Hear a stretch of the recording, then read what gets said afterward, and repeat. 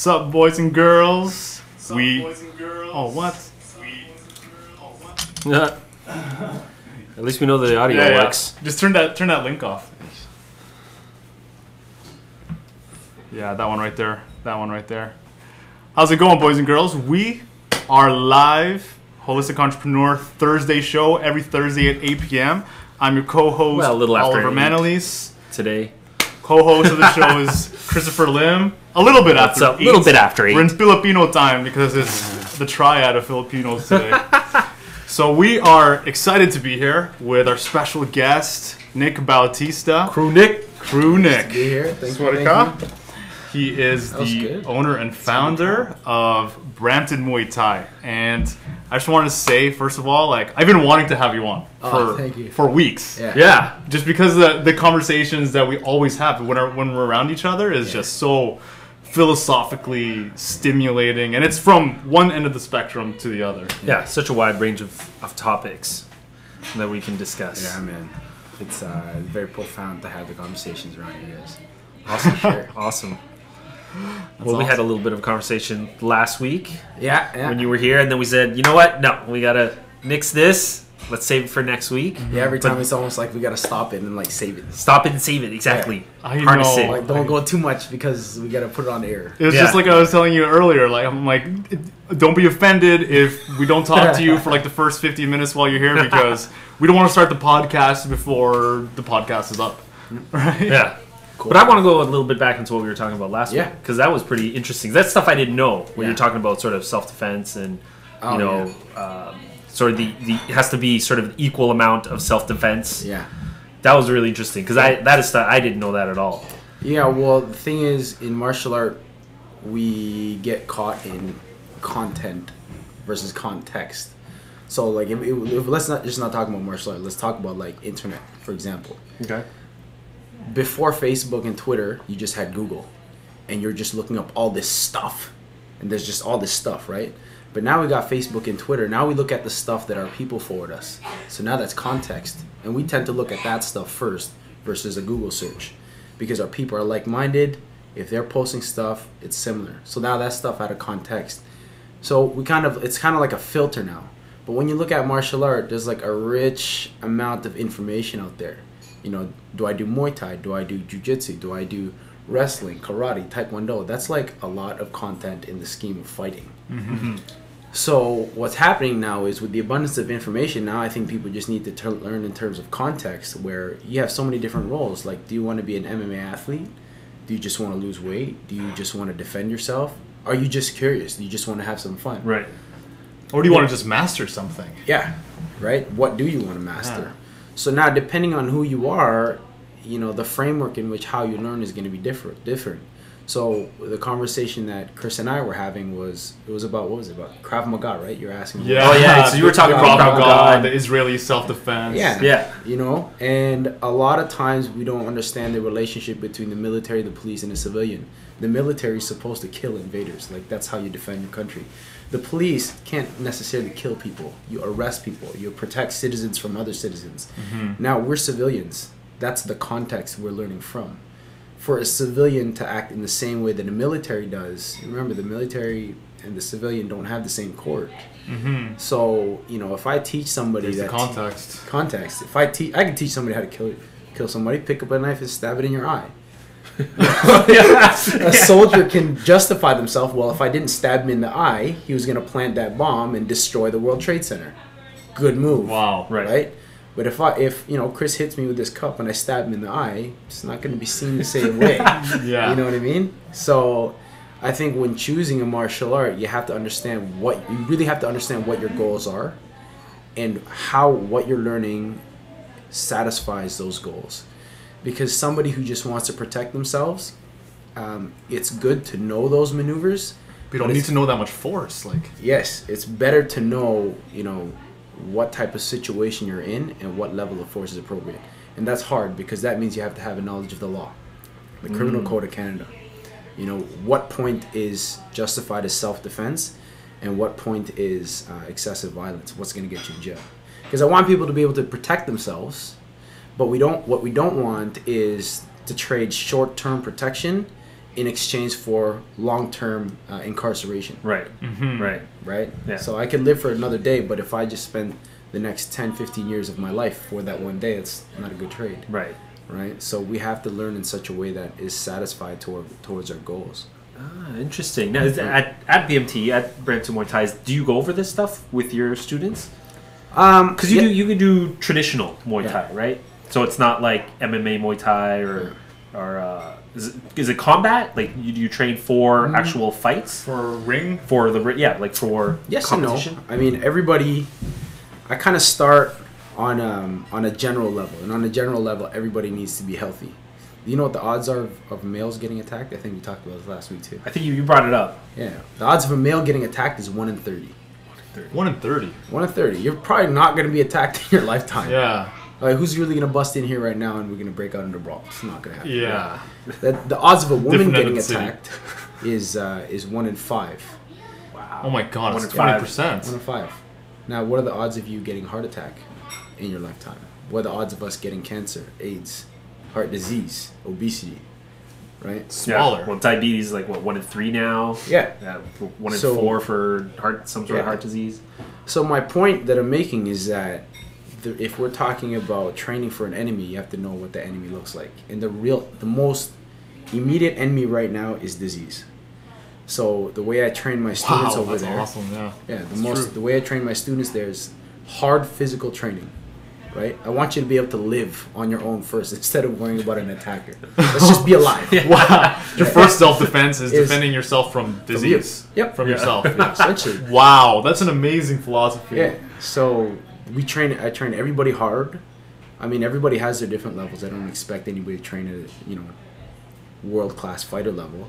So once everybody is healthy, then once you have that barrier, then you have these different avenues. You got some guys who train to be a fighter, some girls who train to recuperate over a traumatic event. Maybe they were sexually abused in their past. Some people train for stress relief, hard day at work. They want to get their anxiety out, right? Right. Form of expression. Yeah. So I have these in mind. I don't necessarily cater my program to that, except for the fighters. I train the fighters separately. Specifically, yeah. Specifically. But for the people who train for stress, for recreation, for skill level, They'll get that out of your general class. they'll just get it because you're training hard, and in the second half of the class, we really teach the technique of it. Mm-hmm. So when you're learning, you're already satisfying somebody's recreational goal to learn. When you're learning, you're satisfying somebody's need to rehabilitate a traumatic event. Yeah. Because when somebody has a traumatic event like being raped or sexually abused or broken, They want to empower themselves. how do you empower yourself? You learn, Mhm. right? That's kind of the healing property of learning. So when they're learning that, it's kind of already touching onto those things. Fantastic. Yeah. So what I'm hearing is that here's Muay Thai, and it has a lot of different facets. Yeah. For you, the first thing is let's get healthy first. Let's get your body in a healthy state. How about we don't kill ourselves? Yeah, exactly. And the workout, like, 'cause a lot of people will leave. They'll leave the gym and they'll probably be like, "It's like, oh, that was such a good workout. That was such an amazing workout." Yeah. But then there's the other aspect where it's the healing. Yeah. And someone could be walking out of the gym, being completely more confident and more sure about their ability to Who defend they themselves. are, and And they know themselves. getting more. over. Yeah. So, and I'm assuming that, like, to me, I picture that's just a small fraction of it, because some people, they come out with, like, the healing, right? They come out with the exercise, they come out with the mastery, they come out as athletes, like competitors. Yeah. And you know what? So you're dealing with a whole sphere of different types of... I am and I'm not. It's funny. I had a conversation with, I think it was my barber one day, and we were talking about doing what you love. Barber? Yeah. Man. Yeah. Every now and You then. don't do it yourself? Sometimes you gotta get somebody professional to do Okay, it. yeah. Just so I can agree. learn off him. Yeah, so you're watching your... Yeah, I'm seeing his technique. I'm like, gonna use that technique. Yeah. But I was having a conversation with him, and because he's doing what he loves, right? And he was talking to me about his own clients who have had profound moments in their life from a haircut. Really? Yeah. What? So they would watch him Wow. because this guy takes like real good care. Like when he gives you a fade, like he's into it. So his client would be watching it, and they'd be appreciative of the fact that he can be so into his craft. And watching him be so into his craft, they would have these dialogues with themselves, like, "Damn, I need to be into my craft like that too. You know what I mean? Yeah. Wow. So yeah, just a haircut. Just a haircut. So he was like, you know, when you do what you love, you inherently, you know, give people these profound experiences that maybe you You can didn't affect intend to. other people's lives. Like, Wow. when I go into my That's a into great class- story, man. Yeah, like when I go into my class, I'm not like I'm aware that you know there are people in there with some real stories and real fractures in life, but I'm not teaching my class because of that. Like I just do it because I love it. You know what I mean? I can tell when I make somebody sweat. It's like I just detox somebody. yeah. You know, Yeah. when I see somebody, That's big. When I see a girl just smash a pad, I'm like, damn, this girl just discovered her power because I helped her do that. Oh, I got goosebumps, man. Yeah, but the dialogue that she's having with myself, that's just her. Like all I really did was, I just like planted the seeds, I organized the soil, and that's it. What it grows wasn't really, I didn't really have that in mind. Like it wasn't part of my control. Right. Right. So You created that environment to Yeah. foster that. if you what's the saying? If you create it, it will show. What's that Kevin Costner movie? If you make If it, you it'll- build it, if it you will build it, they'll come. Yeah. If you build it, he will come. Yeah, Feel the like dreams. I got one student. Her name's Cecilia Wu, and for the longest time, I didn't know why she kept wanting to train. Like she just kept coming back. You didn't know the motivation. I didn't know. She was just quiet. She just kept wanting to train and train. I'd hold pads for her. Wouldn't say a peep, but she'd keep showing up. Probably the most consistent student I've ever had. Wow. Doesn't talk much. She just keeps training. And then one day on the blog, I put out a message. I'm like, you know, let's get some female opinions on the blog, just so everybody can have a diverse opinion. And she submitted one just out of nowhere. And there's a one line in there, I'll never forget it. She was like, she said, in a world where, cause she works in accounting, a corporate accounting. She's like, in a world where hard work does not pay off and virtue is not rewarded, Muay Thai healed me because in Muay Thai hard work does pay off. I can work really hard and lose the weight. I can keep working on my skills and my skills will improve. You know, and it's tangible to me. It's like finally I'm good at something. Yeah, And you get rewarded and recognized for it. yeah, all because of what you did. And sometimes when we get into weird social circumstances, you have people that surround you that's like, I don't care how good you do, I'm not promoting you. In fact, I'm gonna de-promote you. You know what I mean? Or you're too nice, so I'm gonna take advantage of you. So Yeah. you know, our desire for society is not always rewarded, but on a basic level, when you train and you fix your own body and your own technique, you can have that, right? So yeah, there's definitely like a lot of emotional healing and social or even spiritual healings that can happen. And I don't think it's exclusive to martial art, but it's very But a lot of people have that as an avenue. yeah, because I think martial arts is one of the only activity that purposely puts that theme of conflict like right in your face. Like I said, the barber could have had that, right? But martial art uses, and any type of martial art, I'm staying away from the word Muay Thai for a reason, because you could get it from Jiu-Jitsu and other styles too. Martial art is the only activity that uses the idea of conflict as a vehicle for you to either grow or die. It's really that simple. Vehicle for you to learn. Yeah. And if you don't learn, you're going to get beat up. Yeah. If you learn, You have no you're going to be choice. alive. Yeah. So, yeah, there's a lot of people that's healed from it, I think. So it really brings up the central nervous system, the fight or flight. Like adapt, learn, or There's actually Or there's die. a third one. Adapt or die. There's adapt or actually die. a third one. It's freeze, flight, or fight. Freeze it. Freeze Freeze is is a big another one. Yeah, that's Yeah, true. like Just when we deer in the experience headlights. yeah, exactly. You're like, oh, this is a new situation. What do I do? Yeah.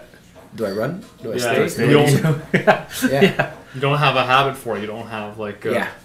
And many of us stay in that space for a very long time because we're not encouraged to know how to run, if you have to run, or know what to do. So we're actually just in a constant state of freezing. Right? Shock. I think we can see that across the board in a lot Yep. of people. That Absolutely. it's like they're living their same life day in day out and like unchanging. Like it's a Yeah, TV you're show that's frozen. on repeat. Yeah. Like and that's the frozen aspect. You Yeah. wake up, you go to work, drive to work, you're in work for 8 hours, you come home, you eat, spend 4 hours, 5 hours in front of the TV, you go to sleep. Yeah. And you do it over and over and over again That's until, right. You're oh my frozen. God, it's vacation time. Yeah. And you get your And you're on week vacation, and but a still half. frozen. And you're saying, like, Yeah. And you come back, you're still all you full. think about is like, oh, I wish I was here forever. I wish I was gonna last. I can't believe I have to go back. I can't believe there's only 3 days left. Yeah. It's always just counting down. Counting down? That's right. That's Why right. count? And you know what? That's where the value of fighting comes into play. I did another interview once where somebody asked me, how can you support fighting as an actual tool to learn, like you're hurting each other? And I brought up this exact point of freeze, flight, or die. A lot of times we're in a constant state of freezing that we don't know how to get out. And the first part of that is to realize you're in a freeze, right? Yeah. So when Like you're... I didn't even know that was like, you know, fight or flight. I didn't even know there was freeze. Oh, yeah. You know? Big So, time. Big time. And probably but it makes sense. in the first time you ever get in a fight with somebody, you're probably going to freeze. Probably gonna Yeah. freeze. And it's totally normal. Totally normal. You want to know why? I got this from one of my mentors, Rory Miller. There's a portion of your brain, I can't remember what, maybe hypothalamus? Anyway, but it's one of the most primal parts of your brain yes, that, yes. as cavemen, when you see a predator, it makes you freeze. It temporarily paralyzes you to, like, just stop what you're doing. Right? Do you want to know why? Predators have a hard time seeing things that are still because they're hunting other animals. That's our mechanism. That's our mechanism. Interesting. It is. So when you That's are, really cool. So This when goes you're- back millions of years. You're Yeah. wired. Millions We're wired. and millions of years. Evolution. Yep. You're wired to do that. So now, you know, you're taking that same concept into the real world, and now you have a boss saying, if you don't get this done in like 2 days, you're fired. So now it's predator. Right? You look at that as a predator, social predator. But the problem is you're acting like it's a primal predator. Right. You freeze. Oh God. I'm gonna lose my job. Because we don't have like saber-toothed tiger threats. Yeah, but you're Or still, like well, dinosaurs. we've reworded him to be the same way. So we don't Yeah, know we how to... imagine the fears are still monsters. Yeah. If it's just like a social type of situation, we picture it's a monster, That's right. right? So I told this to this guy, and I said and I showed him a video of my students sparring. They're not killing each other, but I showed him a video of one of my guys freezing because it was like his maybe second time. Right. He was standing there. This guy's just punch him in the head. He's taking it, and he's just like freezing, Doesn't know what to do. Wow. right? And I stopped it. I'm like, "You done getting punched in the head?" He's like, "Yeah." What do I do? I'm like, avoid. You go. Avoid it. Put your hands up. Yeah. And at that phase, it's a conscious thing you have to tell yourself. It's just not natural for you to say, move my head. Yeah. So next time we went back at it, he was constantly telling himself to move my head. When a punch came, you'd hear him say, move. So he'd move, right? Wow. So he was Self-talk. learning how to, break his own freeze. Yeah. So, that's the value of it, because now that guy, through fighting, because it's just a microcosm, that moment was just a microcosm.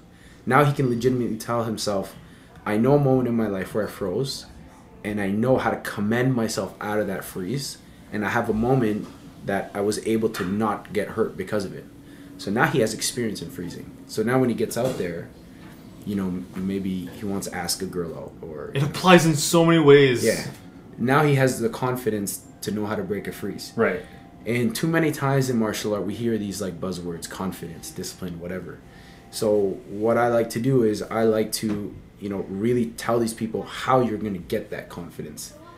Just because you do a billion push-ups doesn't mean all of a sudden you're confident. Right. They're like legitimate, tangible moments that lead to actual confidence. It's not just something you tell yourself, You're better at this. Sorry. The team. You're so... Let me get a towel. Smooth.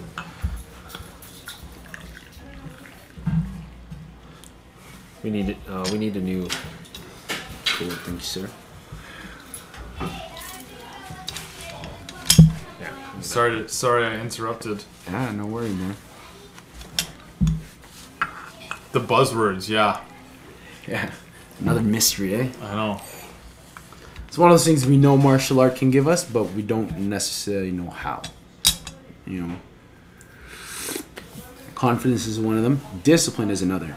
So I know we were having a conversation Yeah. about that before. The confidence and the discipline. A lot of people get stuck in their head trying to force the confidence and discipline from this way. Yeah. And what you were saying, what you were mentioning, you Yeah. could expand on it. Is Yeah. how when you break down the physically, Yeah. Like the physicality of Yeah. it through something like martial arts. So through martial art, through the actual emotions of it. Yeah. that's how you begin to shatter all your old, Yeah. I guess, beliefs and Yeah. your habits. Well, in Eastern philosophy, in martial art philosophy, we believe that the body leads the mind. Not all the time, but at first the body has to lead the mind. So when you talk about concepts like confidence and discipline, the mind can't lead the mind because the mind is, when it's untrained and it's unharnessed, the mind is a saboteur. It's It's a slave. It's lazy. It's evil. You know what I mean? So for us to sit there and say, Nick, I'm gonna be disciplined today. Then another voice is gonna say, let's have bubble tea. Yeah. You know what Which I mean? happens. That's just the nature of the mind. It's just wishy-wash. So in martial art, we believe the body leads the mind, and you have to do it first and understand later. So discipline, when you look at it that way, it's not a mental concept, it's a habit. So discipline is simply this. You wake up in the morning, what do you choose to do? Eat your cereal or get out and do a 7K run, right? So what does your brain want to do? Let's chill, dude. Yeah. Let's Have have cereal. cereal. Let's check out the highlights from last night. You know what? How much points did LeBron score? You know, right? Discipline is your body fighting and screaming at you. We're gonna friggin' run, and then your brain says, no, we're not. And then you just make that choice.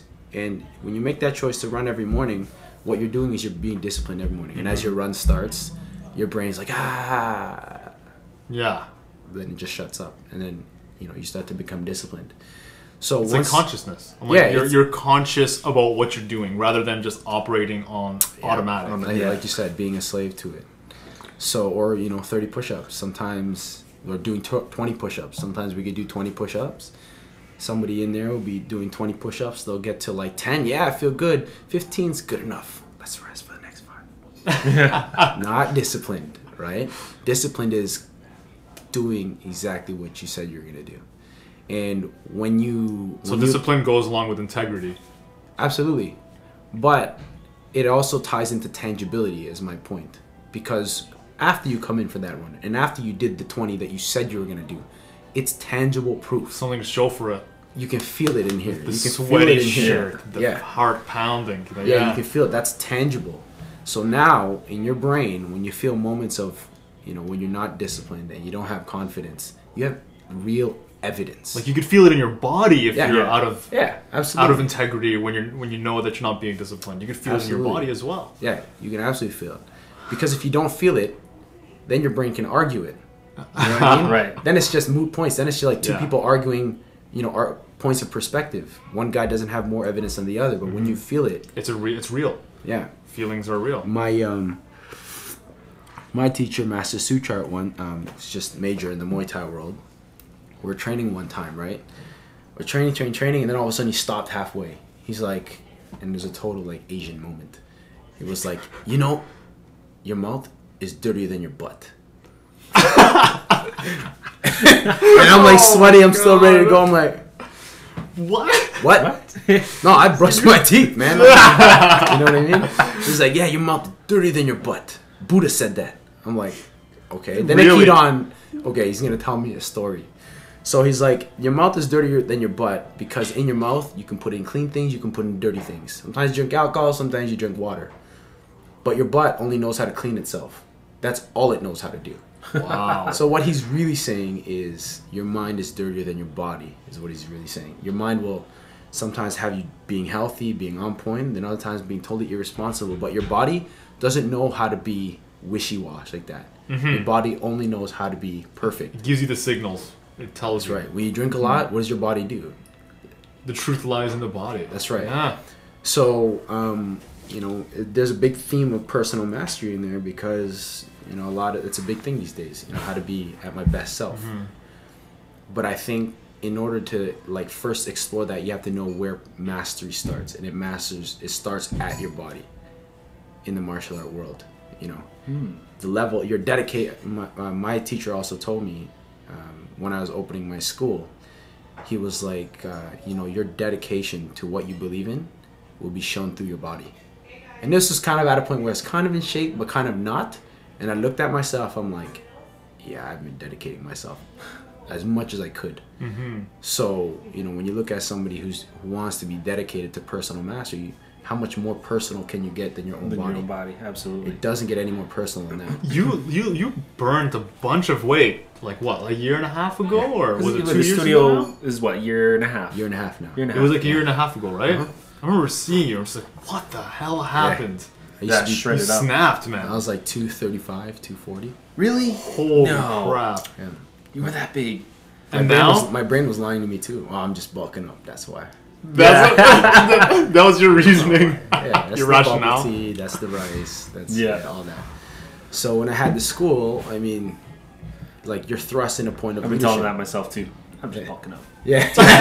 It's easier to gain muscle when you got a little more fat. Yeah. Wow, your That's brain. how- You can always find reasons. Yeah, your brain can always and it's justify all logical. it. It can always be Yeah, justified. it's all, yeah. Absolutely. And I did a muscle. But the test. brain doesn't lie. I mean, the body doesn't lie. I mean, The body doesn't lie, man. The results are in the mirror. It is right or in there. the round the way. And that's the thing about Muay Thai. It's one of the most naked things you do. Like you're training half naked. Yeah. People can look and say, Yeah. you haven't been training. Yeah. You know what I mean? You can't You put haven't on been like here in a couple hoodie, weeks. I know. You know? So, yeah, the school has been like my biggest motivation too. Because I have people there that need to be led. And you can't lead somebody if you're not doing it yourself. Yeah. You just can't. So, like, by teaching, it forces you to be accountable to what you're teaching.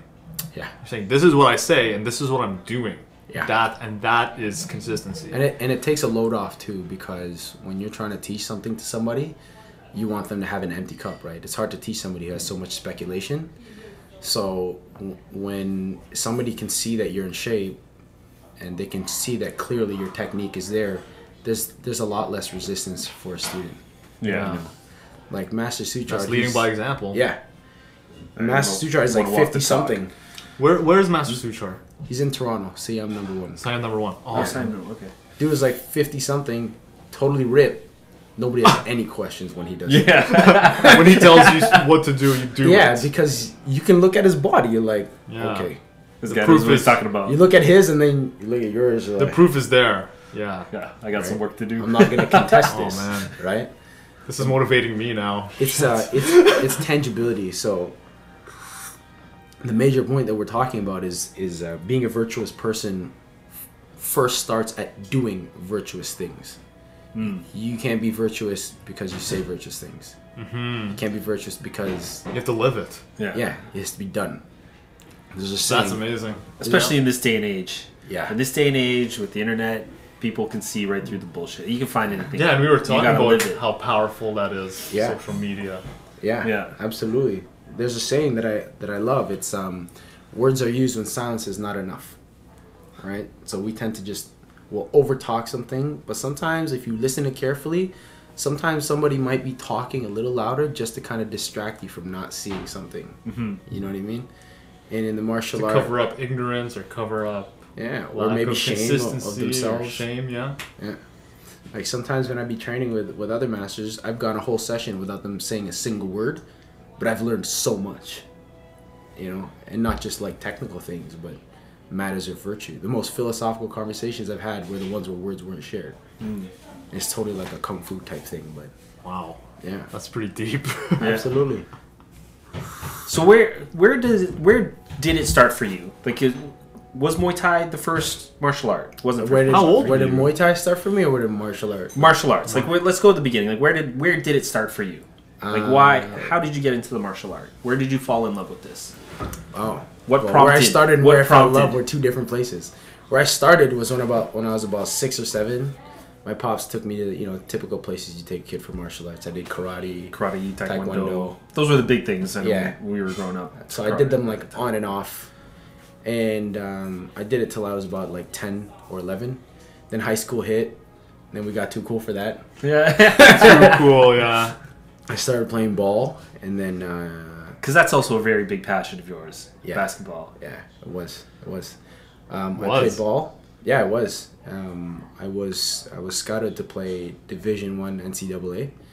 Wow. I Yeah. didn't know that. Yeah, I was invited to a camp called 5 Star, and Oh, I remember you did an interview about this. yeah, That was amazing. Yeah. The camera work, the editing. It's that's fantastic. crazy, right? When they're shooting Beautiful. it, I had no idea it was gonna be like that. Yeah, it's They're just beautiful. shooting. That was epic. Yeah. Did you see that? So That clear. interview? I think I saw a clip of it. Yeah. I don't know if I That was saw an the whole awesome thing. interview. If you guys haven't seen it, you got to check that out. Check out Nick's How do you Facebook page. find It's it? called Vindication.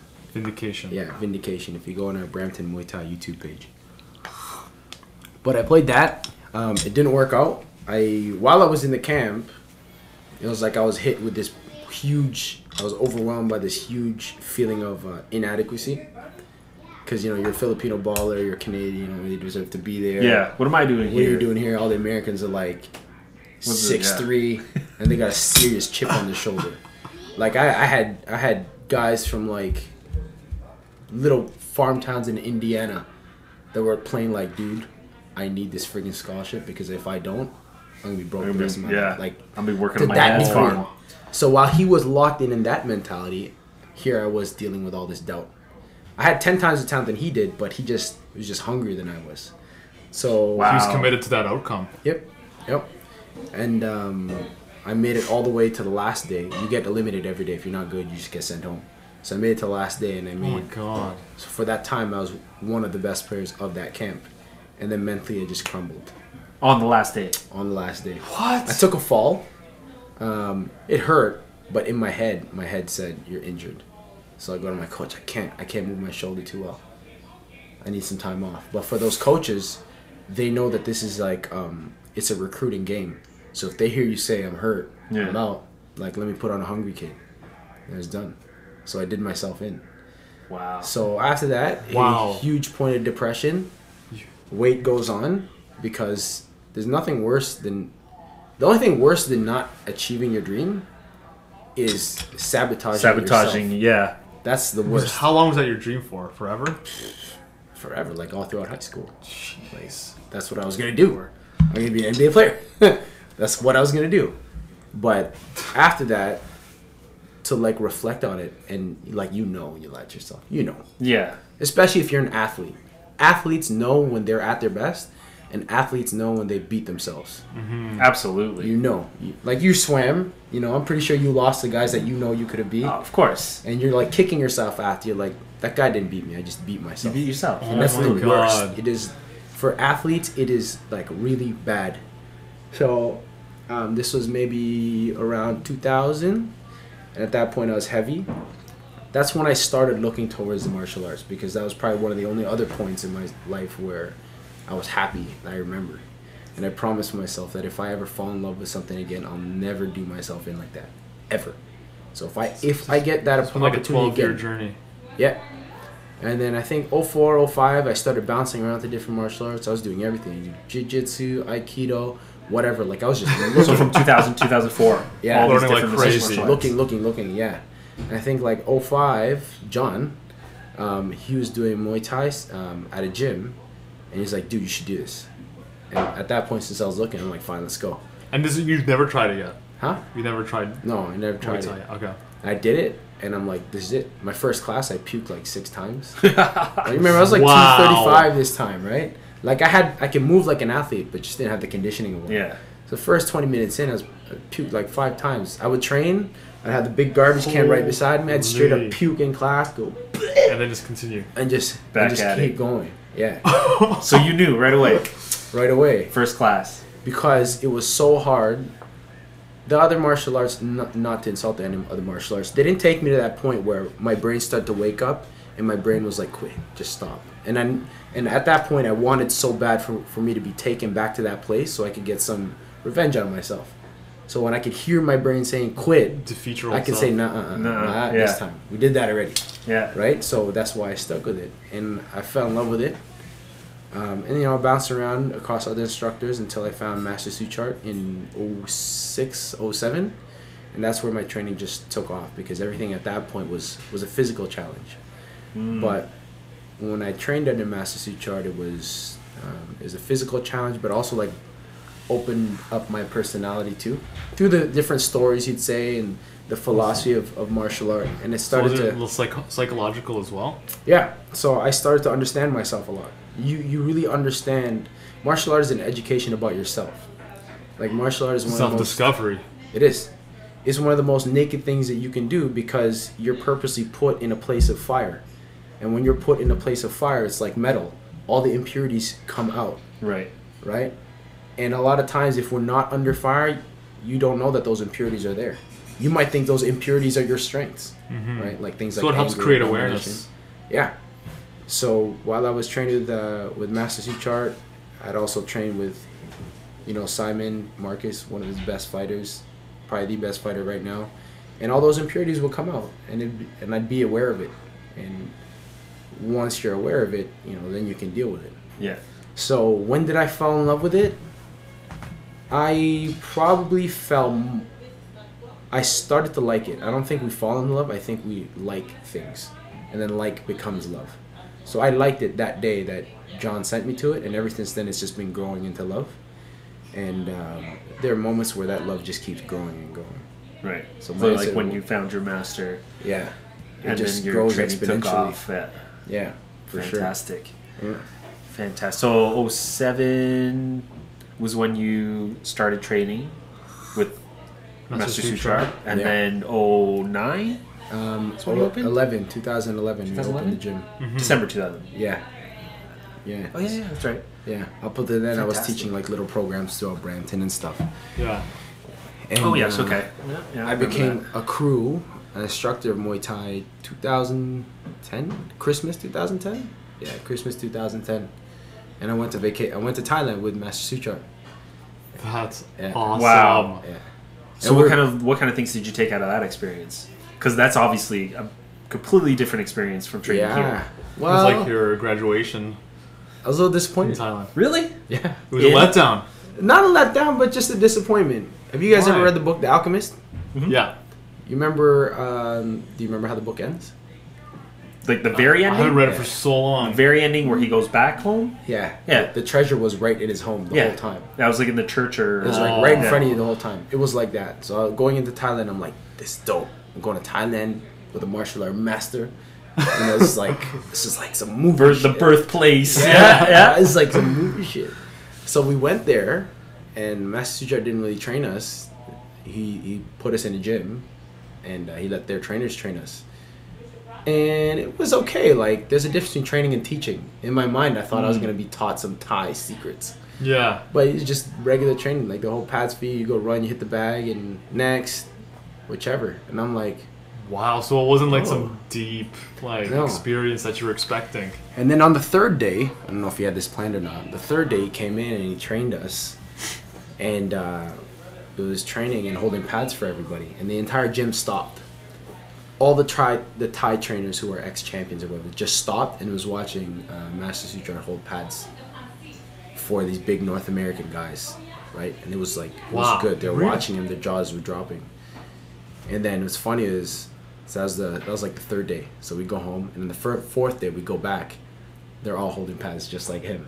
Like they're all training just like him now. Wow. You know what I mean? And in my head, I'm like, I didn't have to travel halfway across the world to have what's to right in know front of that me. Master Suchart. Yeah. You know what I mean? So that in itself was a huge lesson.